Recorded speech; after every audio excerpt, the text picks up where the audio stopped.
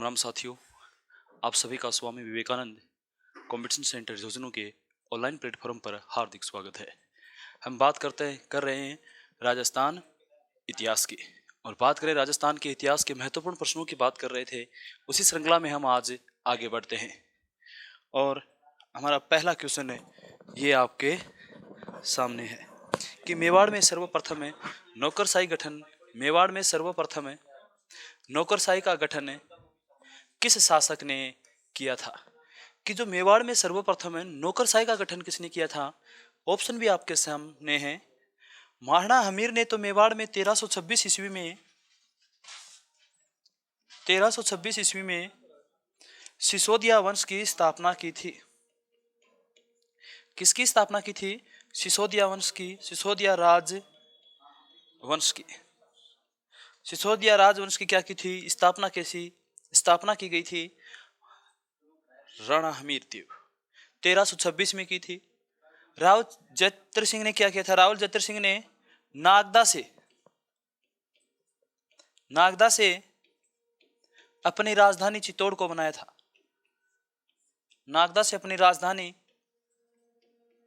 किसको बनाया था? चित्तौड़ को। नागदा से अपनी राजधानी किसको बनाया? चित्तौड़ को बनाया था। किस व्यक्ति ने? रावल जयत्र सिंह ने। और अलर्ट ने क्या किया था? मेवाड़ में सर्वप्रथम नौकरशाही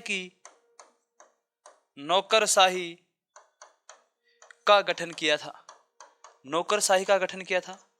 अलर्ट ने ही होण वंश की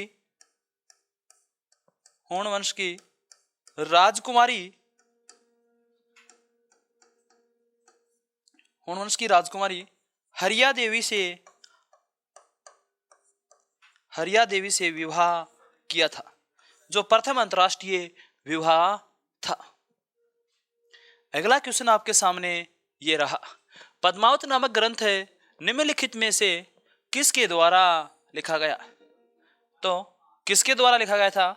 मलिक मोहम्मद जायसी के द्वारा लिखा गया। किसके द्वारा लिखा गया? मलिक मोहम्मद जायसी के द्वारा पद्मावत ग्रंथ लिखा गया था।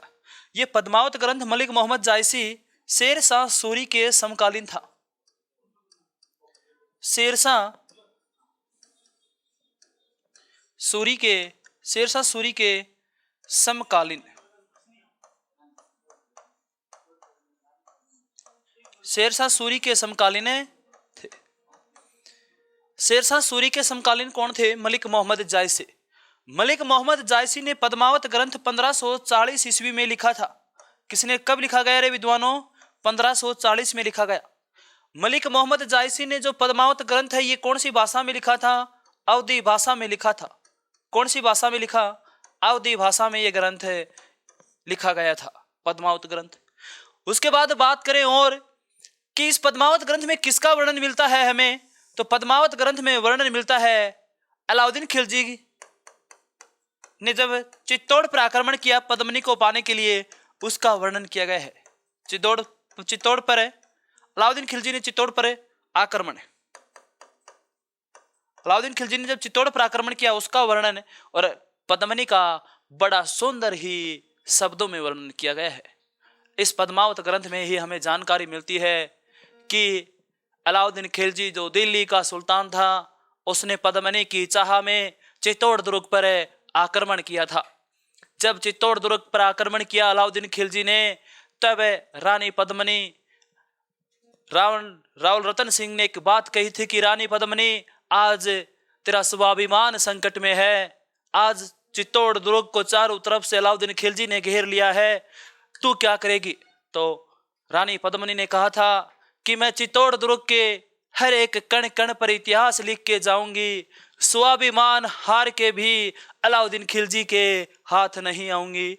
अपने स्वाभिमान की रक्षा करते हुए अलाउद्दीन खिलजी ने जब आक्रमण किया तो पद्मनी अपने स्वाभिमान की रक्षा करते हुए दगदगती आग में प्रवेश कर गई थी। और जब अलाउद्दीन खिलजी ने वो मंजर देखा तो अलाउद्दीन खिलजी ने कहा था कि हार गया दिल्ली का सुल्तान, आज हार गया दिल्ली का सुल्तान और जीत गई वो छतरानी जो महान थी पद्मनी। तो इस फिल्मी दुनिया ने कुछ अलग पेश कर रखा है कि फिल्मी दुनिया ने कुछ अलग ही तरीके से मूवियों में इस पद्मनी के बारे में, रावल रतन सिंह के बारे में, अलाउद्दीन खिलजी के बारे में पेश किया है।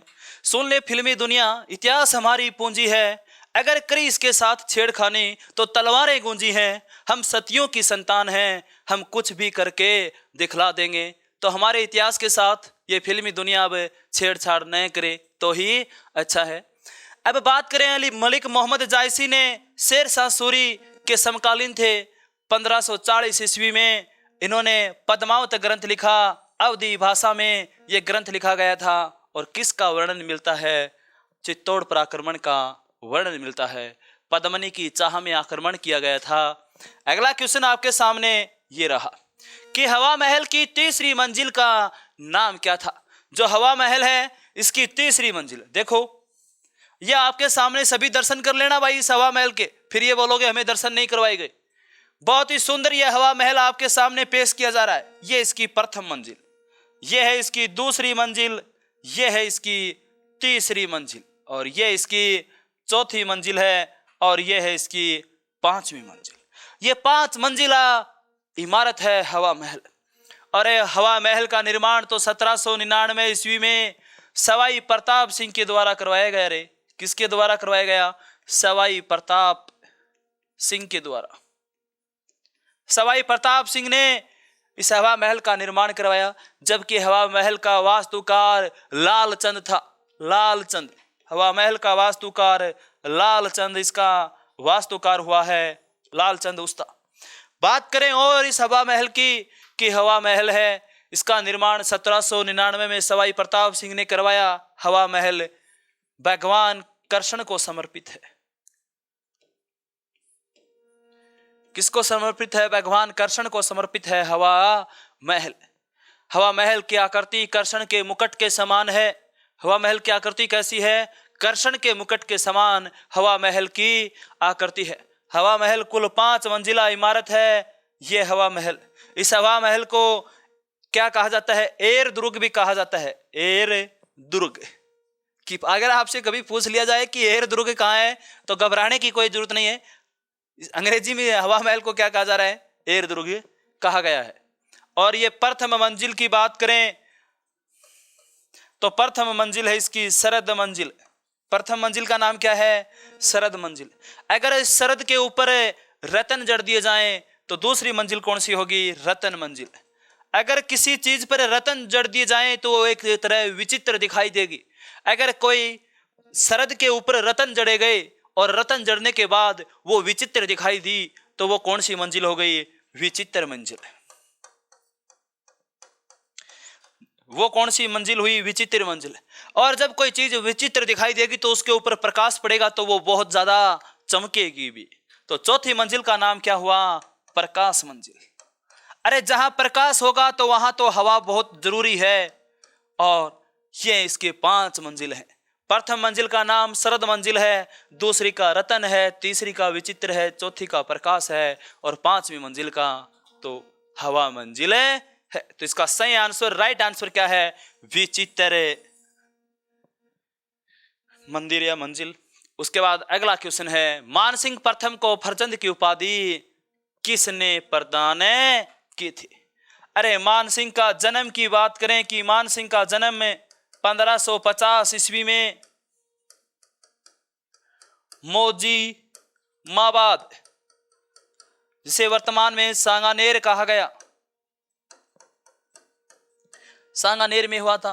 12 वर्ष की ही आयु में, 12 वर्ष की आयु में अकबर की सेवा में चला गया था। 12 वर्ष की आयु में ही अकबर की सेवा में चला गया था मानसिंह। मानसिंह की बात करें तो मानसिंह को अकबर ने 7000 की मनसबदारी दी थी। 7000 की मनसबदारी किसे प्रदान थी? मानसिंह को प्रदान थी। मानसिंह प्रथम ने सर्वप्रथम अकबर का साथ रणथंबोर अभियान में दिया। अकबर का साथ रणथंबोर अभियान में दिया। रणथंभौर अभियान में दिया। और इस समय यहां का बूंदी का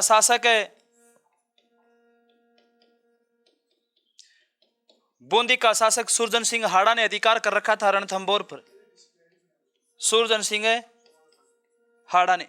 और सुरजन सिंह हाड़ा को पराजित करके अधीनता स्वीकार करवाई थी। अकबर ने इसे एक मिर्जा राजा की उपाधि प्रदान की। अकबर ने एक उपाधि प्रदान की, कौन सी? मिर्जा राजा की उपाधि प्रदान की। और दूसरी उपाधि प्रदान की थी फरजंद की।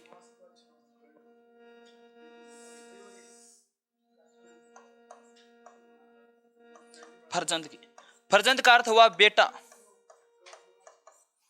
और यह उपाधि किस व्यक्ति ने दी थी? अकबर ने। मानसिंह ने 2 मुगल बादशाहों की सेवा की, एक तो की अकबर की और दूसरी की जहांगीर की।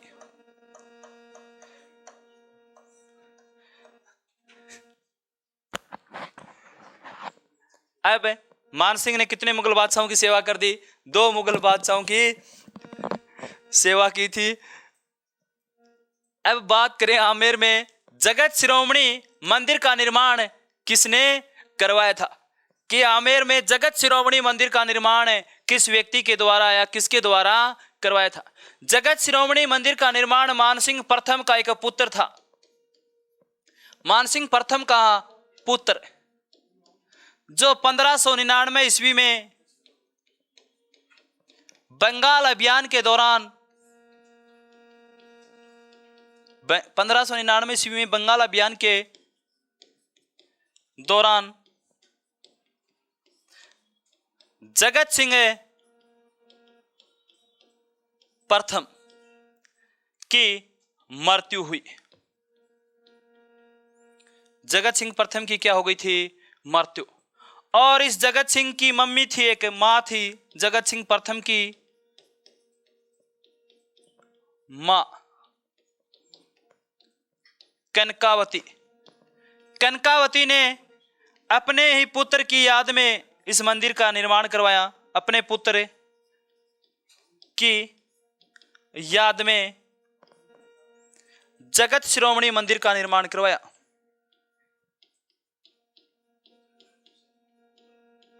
जगत शिरोमणि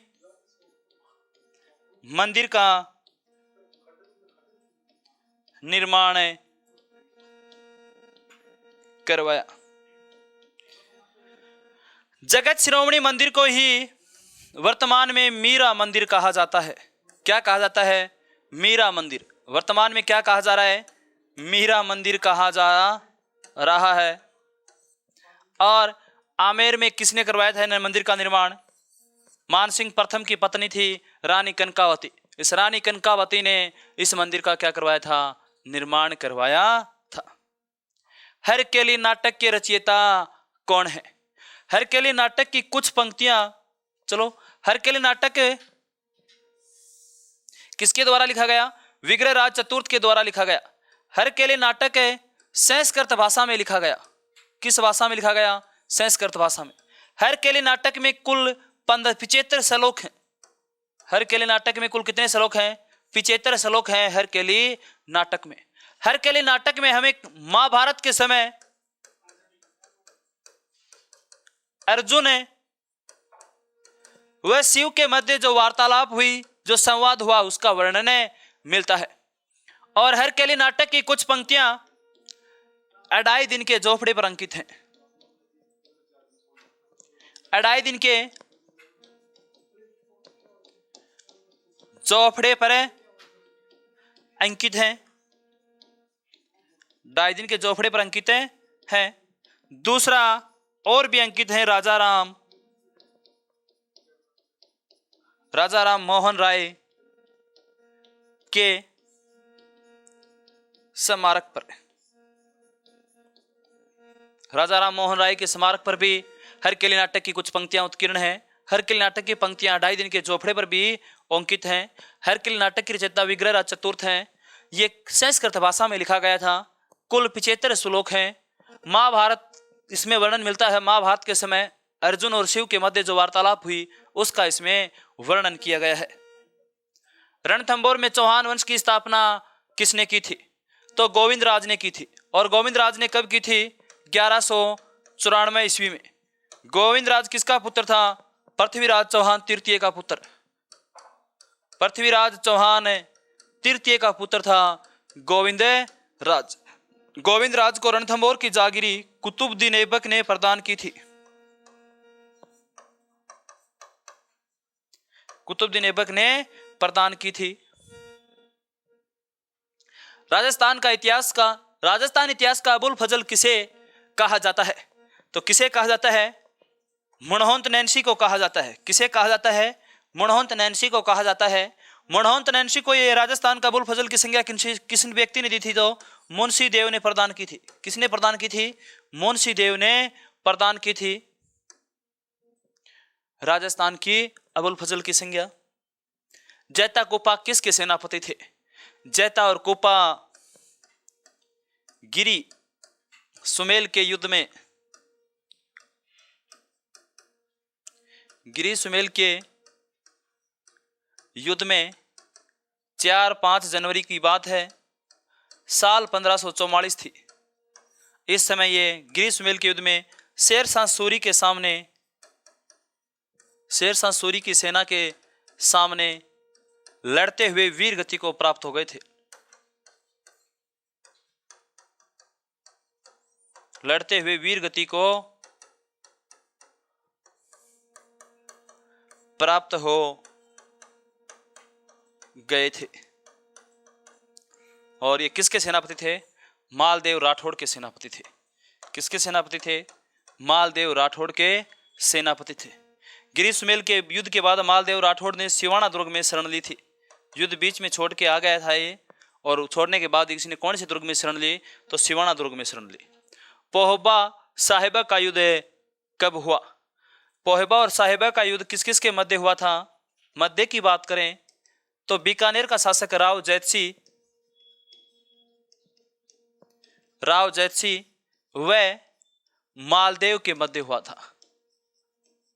मालदेव के मध्य, मालदेव राठौड़ के मध्य हुआ। और यह युद्ध हुआ 1542 ईस्वी में। कब हुआ? 1542 में। यह युद्ध जीतने के बाद मालदेव राठौड़ ने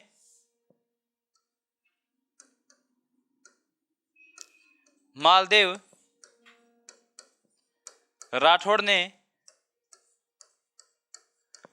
राठौड़ ने बीकानेर का प्रशासक है,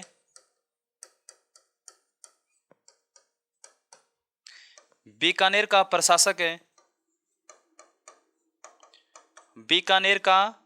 प्रशासक है कुप्पा को बनाया था। किसे बनाया था? कुप्पा को बनाया था।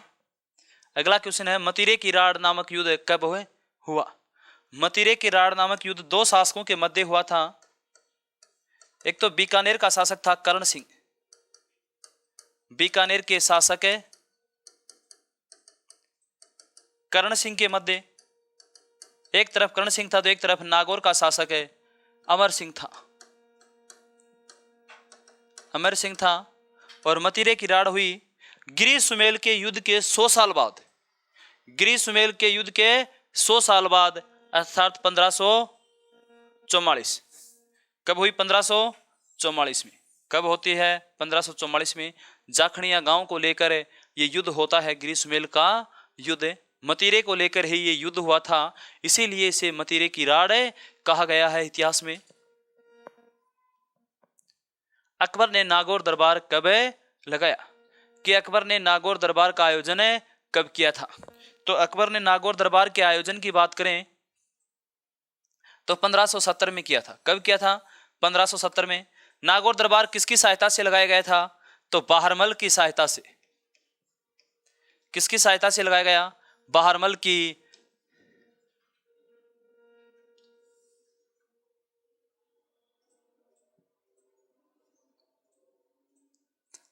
की सहायता से लगाया गया। राजपूत जो शासक थे उनको अधीनता स्वीकार करने के लिए नागौर दरबार लगाया गया था। इसी समय अकबर ने नागौर दरबार के दौरान ही शुक्र तालाब का निर्माण करवाया था। किसका निर्माण करवाया था? शुक्र तालाब का निर्माण करवाया था। और अकबर का मुख्य उद्देश्य क्या था कि राव चंद्र सेन को अधीनता स्वीकार कराना। लेकिन राव चंद्र सेन यहाँ आया जरूर था अकबर के नागौर दरबार में, लेकिन उसने अधीनता स्वीकार नहीं की। वो अधीनता स्वीकार किए बगैर ही वापस लौट गया था, क्योंकि चंद्रसेन का भाई एक राम एक और एक उदय सिंह था। उसने देखा कि अकबर का झुकाव उदय सिंह की ओर है, इसलिए वो नागौर दरबार छोड़कर चला गया था। अगला क्वेश्चन है, सम्राट की उपाधि धारण करने वाला प्रतिहार वंश का प्रथम शासक कौन था? कौन सी उपाधि? सम्राट की उपाधि धारण करने वाला। तो कौन था? वत्स्य राज। वत्स्य राज ने सम्राट की उपाधि धारण की थी। संयुक्त राजस्थान 18 अप्रैल 1948 ईस्वी की राजधानी क्या थी? कि संयुक्त राजस्थान की राजधानी क्या थी? तो संयुक्त राजस्थान की राज प्रमुख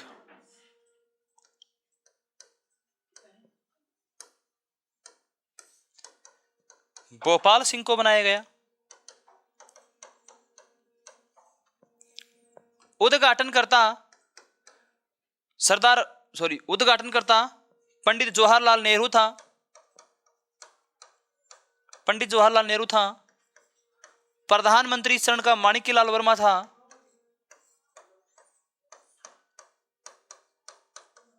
प्रधानमंत्री माणिक्यलाल वर्मा। प्रधानमंत्री कौन था? माणिक्यलाल वर्मा। और इस चरण की राजधानी क्या थी? उदयपुर। अलवर राजधानी मत्स्य संघ की हुआ करती थी। मत्स्य संघ की राजधानी। कोटा राजधानी पूर्वी राजस्थान संघ की हुआ करती थी। जयपुर राजधानी वृद्ध राजस्थान की हुआ करती थी। जयपुर राजधानी पी सत्यनारायण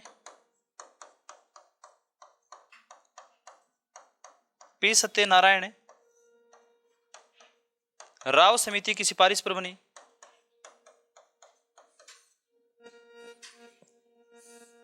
अगला क्वेश्चन है, 1857 की क्रांति के समय राजस्थान का एजेंट टू गवर्नर जनरल एजेजी कौन था? मिस्टर लोकेट तो कौन था? राजस्थान का प्रथम एजेजी था। राजस्थान का क्या था? प्रथम AGG, agent to governor general. Mac Mason Marwar का पॉलिटिकल एजेंट था। मारवाड़ का पीए था। कर्नल ईडन जयपुर का पीए था। और कौन था? Patrick Lawrence. 1857 की क्रांति के समय राजस्थान का एजेजी कौन था? George Patrick Lawrence. ये आज के हमारे महत्वपूर्ण क्वेश्चन थे। फिर मिलते हैं एक नई उम्मीद के साथ, तब तक के लिए साथियों, जय हिंद।